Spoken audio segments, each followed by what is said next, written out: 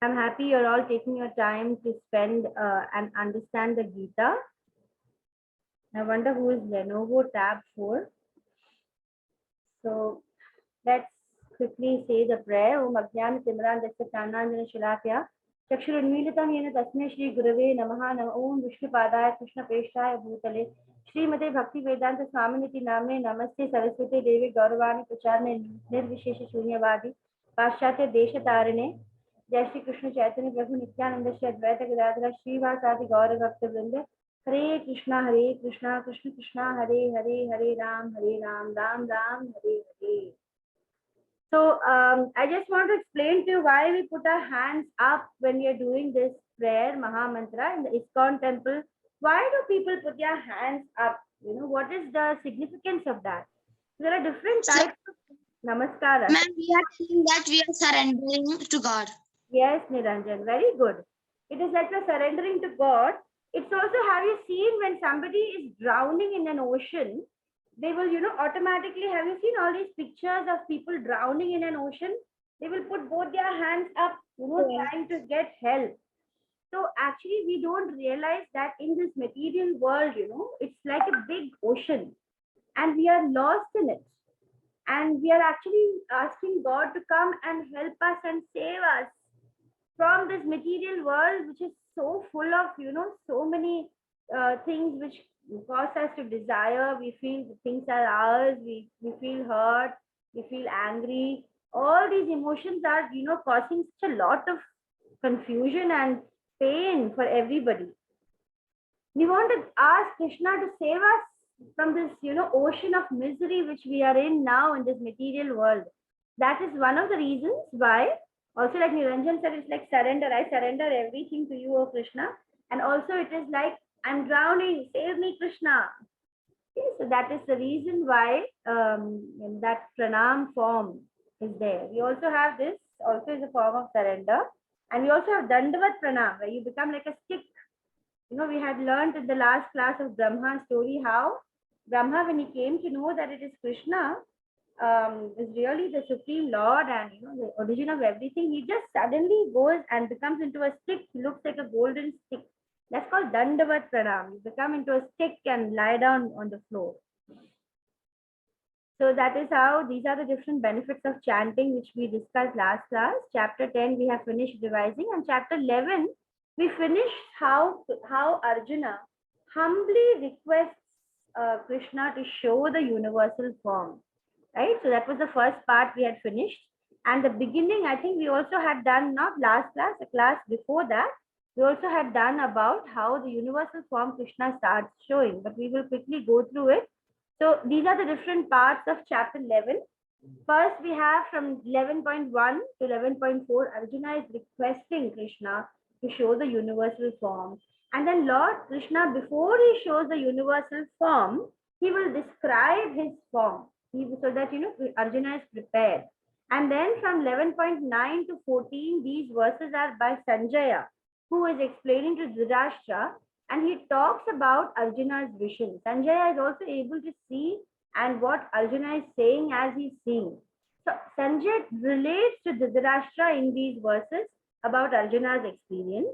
And then from 11.15 to 31, we will see how Arjuna's experience of seeing, what is he experiencing when he sees the universal form of Krishna. And then from 11.32 to 34, Krishna is saying, come on, Arjuna, there's no point in seeing more and more glory. What I've shown you is only a part of my real glory. I cannot show you everything. So whatever I've shown you is actually just a fraction of my original glory and my original, whatever is the glory of the Lord. And he says, you just become my instrument. I have already decided everything. All of the Kauravas are going to die. As you will see the universal form later, you will see. And Krishna says, you just have to become my instrument. You just have to be the person who is going to cause the death of all the adharmis. And then we have Arjuna at the end, from 11.35 to 46, we have a beautiful prayer by Arjuna. Okay, so in the first part, we come to know about Arjuna's state of mind. He has understood that Krishna is the Lord. It's not like he's doubtful. He has no doubt that Krishna is the Lord. But what is the reason? We have seen that, and how he requests. So here we see that I have heard your instructions. I have no more illusion. Arjuna says, I have no doubt at all. I understood very well. I've heard from you all the details of your appearance and disappearance and about your inexhaustible glories. So Arjuna has expresses that he knows, he understood Krishna is the Supreme Lord. He realizes it. He says that.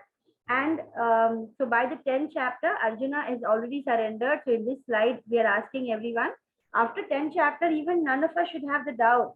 We have already understood that Bhagavad Gita's main teaching is that we have to understand that there is Krishna. He is a loving Lord.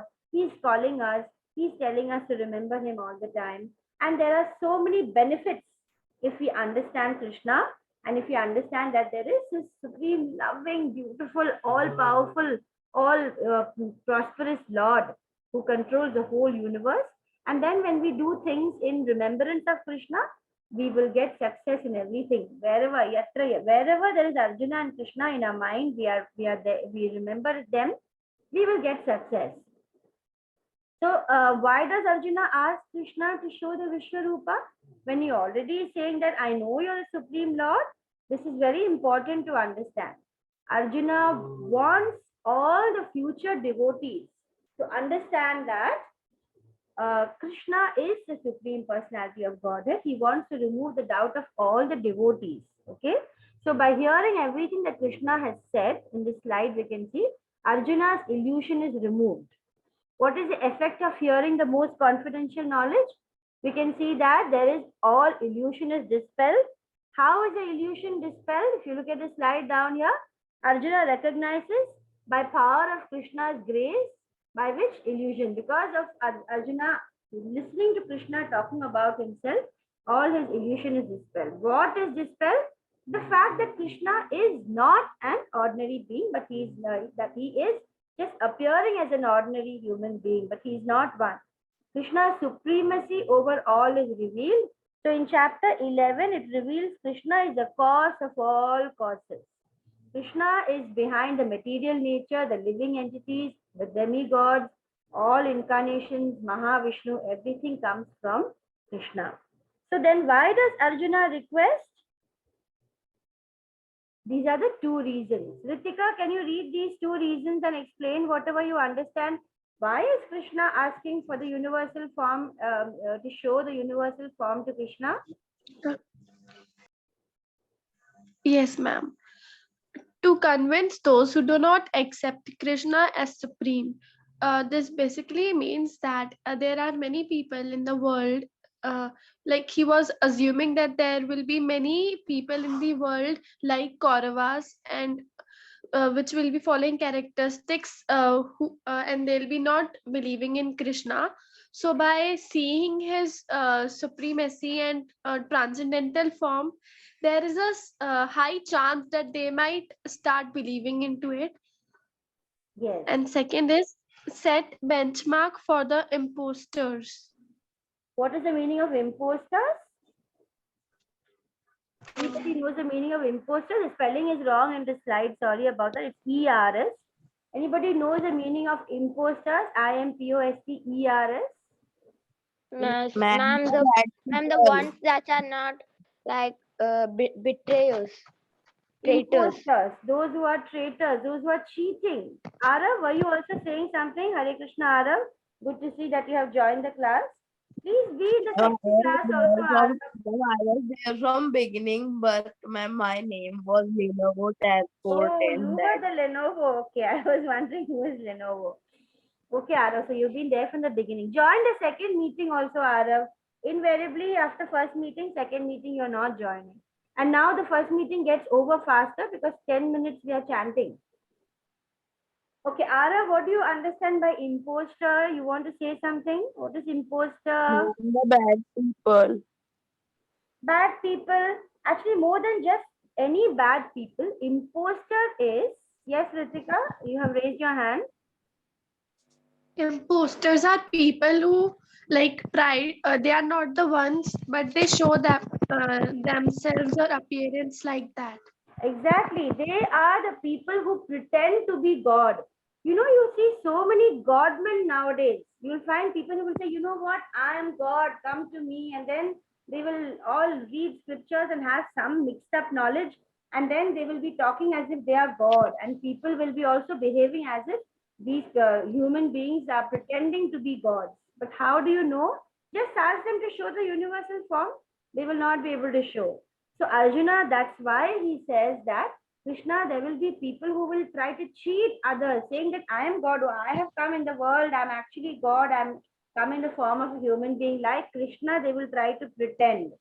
So people who pretend to be God, you know, that even now you find many people who pretend to be God and they cheat so many people and they make huge lots of money and wealth because they are, you know, pretending.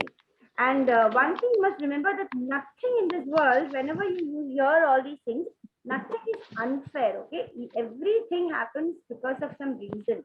They will ultimately come down. Even you look at, sometimes you wonder, why are the bad people enjoying so much? You know, they have all the riches and they have all the material pleasures. That's because of something they have done in the previous birth, they received that. But then the bad things they're doing, they will certainly receive the result of that, if not in this birth, in some other birth. So you can be very sure that in this world, the law of Krishna prevails. Nothing that is happening is unfair. Krishna will is definitely going to give whatever are the results sometime or the other. So you should not feel confused when you see that bad people are enjoying or good people are struggling. There is absolutely the struggles and the good things you see in the material world do not make any sense, because God knows exactly what to give whom, and everybody gets what they deserve ultimately. They will get it. Okay. But imposters, yeah, Arjuna is just warning devotees. He loves devotees. He knows that in the future generation there'll be people who are going to be misled. So he's warning them. See, if Krishna, if your person who says I'm God is Krishna, they should be able to show the universal form. Okay. Now in this slide, we are made to think. Can we also, you know, once we become devotee, can we say, Krishna, come on, you show me your form? Can we demand like that? Yes, Ritika? No, we cannot. We cannot demand. First of all, you have to be deserving. You have to become a pure devotee. And then you have to see how Arjuna will ask in this fourth verse. He says, Krishna, if you think that I'm able to behold, first of all, he's saying, am I deserving? If you think I'm able to behold your cosmic form, O Master of all mystic power, then you please show me your universal form. So, first of all, how he's asking, kindly show me your unlimited universal self. And he's also saying that if you think I am able to behold it, right? So here, what do we see? Who can see the Lord's original, you know, the forms of the Lord? Who can see? It can, first of all, it's possible only by mercy of the Lord himself. See, all of you are here listening to Gita because Krishna, you know, thinks that you deserve to listen to the Gita. He thinks that you are ready. You know, some of all children will not be able to come and be in a Gita class. Only by the mercy of the Lord, these scriptural truths be revealed to certain people. It's not possible, but you cannot think and say on my own, without a guru, without scripture, I am going to be able to realize. Krishna himself says you need the guru, and the guru will come to you whenever you are ready for it. And here, Krishna in this verse is addressed as Yogeshwara. He is the ultimate god of all yoga forms. So we can see, we learn the lesson of humility, right? I think this part we have already done. We have discussed about humility. And in this second part, when Krishna is showing the universal form, we see about how Arjuna is astonished. We see Arjuna's unique position in being able to see Krishna, and we understand that we can see Krishna's form only by Krishna's mercy. Okay. And in 11.5, we see Bhagavan is saying himself, before revealing, he says, O son of Pritha, see now my opulences, hundreds of thousands of various divine and multicolored forms. So he is just preparing Arjuna. This is what you're going to see. You're going to see hundreds and thousands of multicolored things.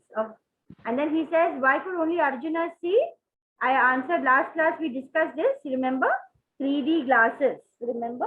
Only when Krishna will grant you those special, I've just given an example of a 3D glass here from Namanishta's class in Mangalore, the ISKCON Mangalore. He gives this example.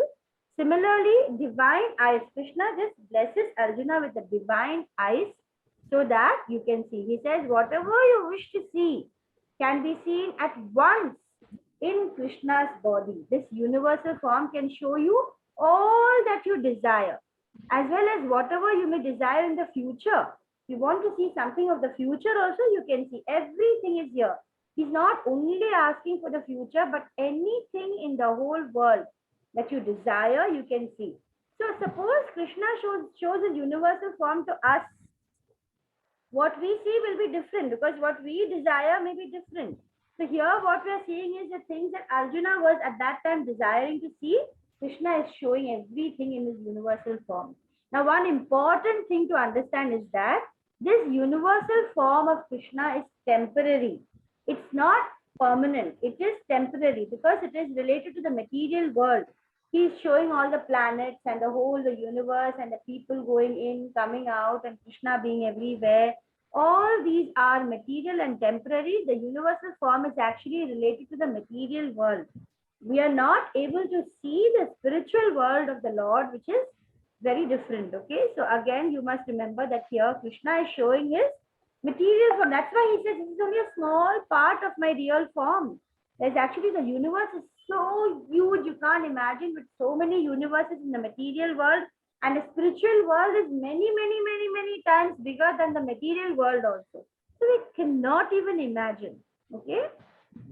So in 11.8 he says, but you cannot see me with your eyes, so I'm going to give you divine eyes.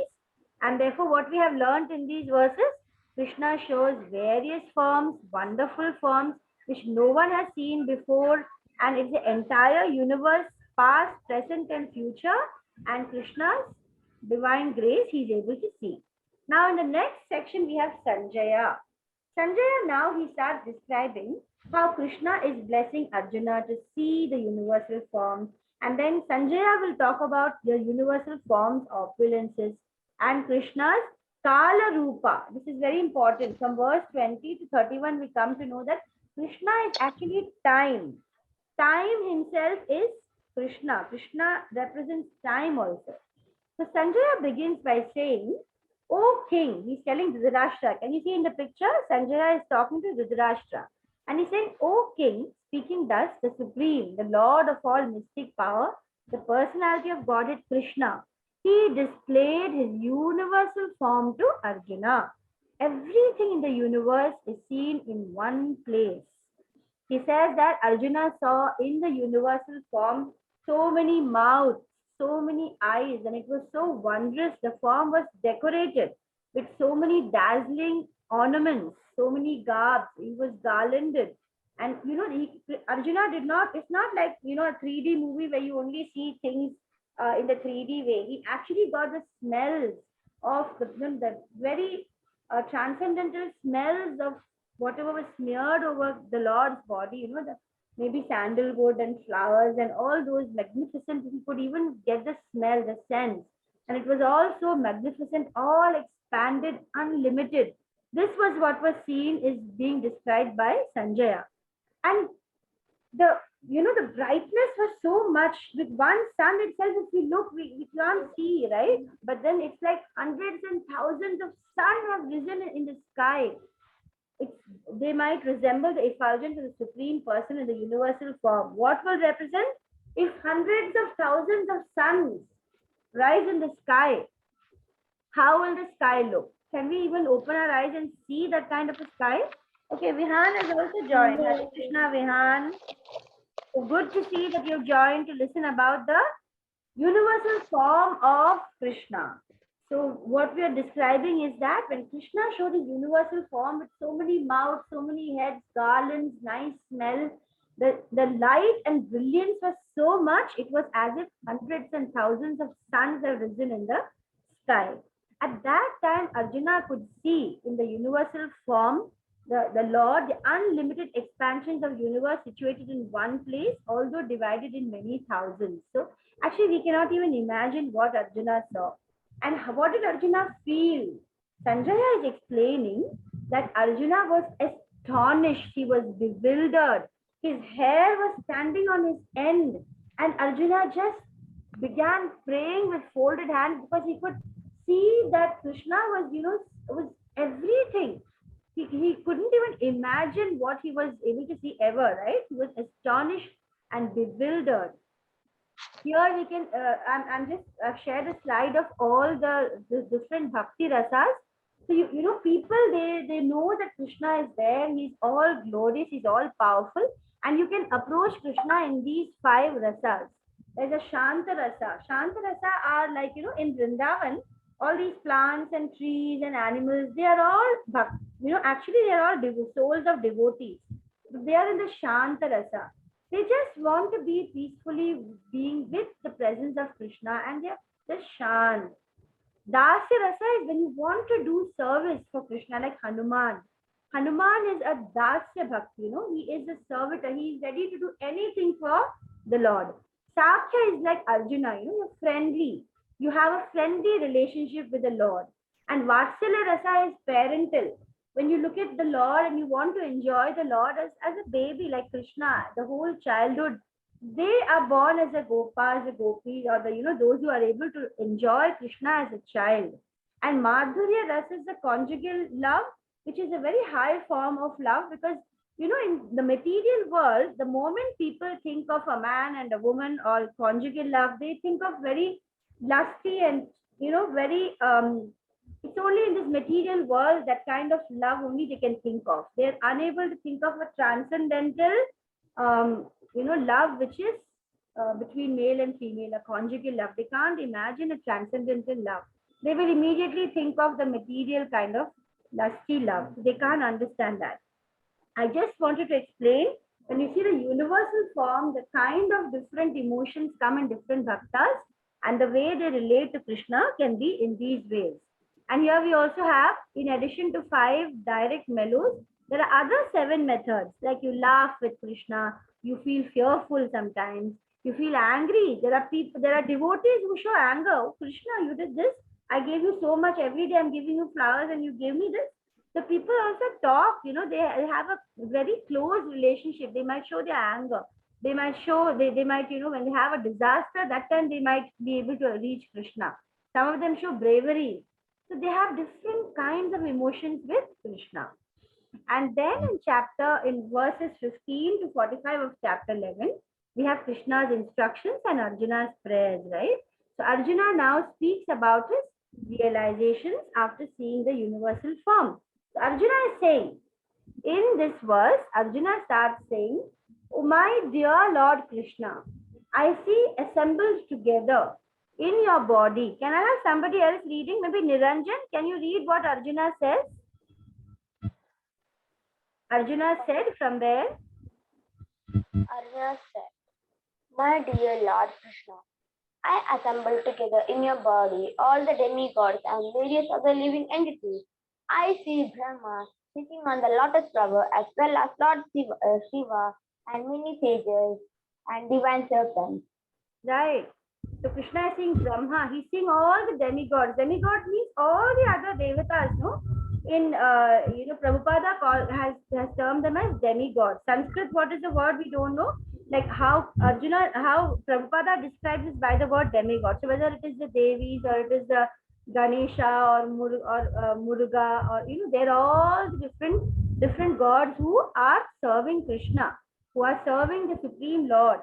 And he sees Brahma, he sees Shiva. They're all part of the universal form of Krishna. Araf, can you read this slide here? O Lord of the universe. O Lord of the O universal form, I see your body many arms, mouth, and expanded everywhere without limit.